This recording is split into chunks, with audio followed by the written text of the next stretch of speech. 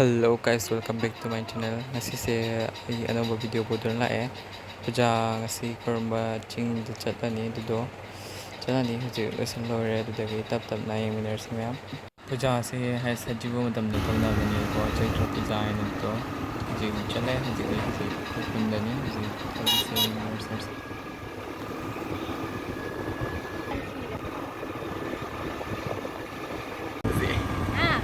Nang there's a chami me thawdai hai do.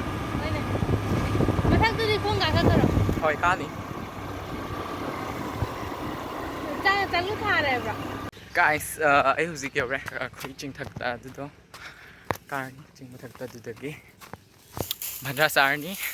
Haidi ay nang duso chana malaba ni ko. Vlog se phajana di sem ring se ayuk ti lak na te ba. Aduke. Ay nahan tamamba school dunia sina. Makadar. Makadar. Hoy.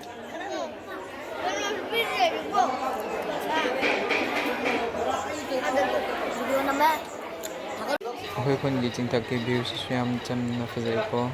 Hadi yam cham tag tawag adum simple way na fazabong hum ni dum fazade hai video adi ko. Fazabong hum dum.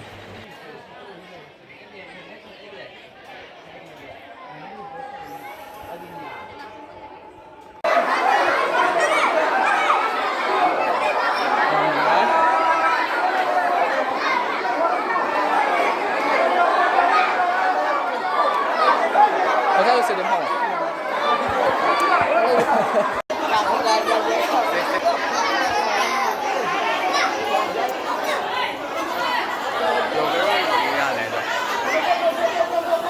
mayam chắc chắn sẽ nói này đồ chắc chắn một đi hấp trái cái đồng trà trái này đồ sẽ chatlure đồ im cái món ăn này sẽ thỉnh thoảng ta asum puja mà này là đồ ngasin mitin na po da lai sẽ khorm thore đồ cái chatlure đồ ngasi video matang solution dari dia mayam no share like share subscribe to birmo thong video mo owners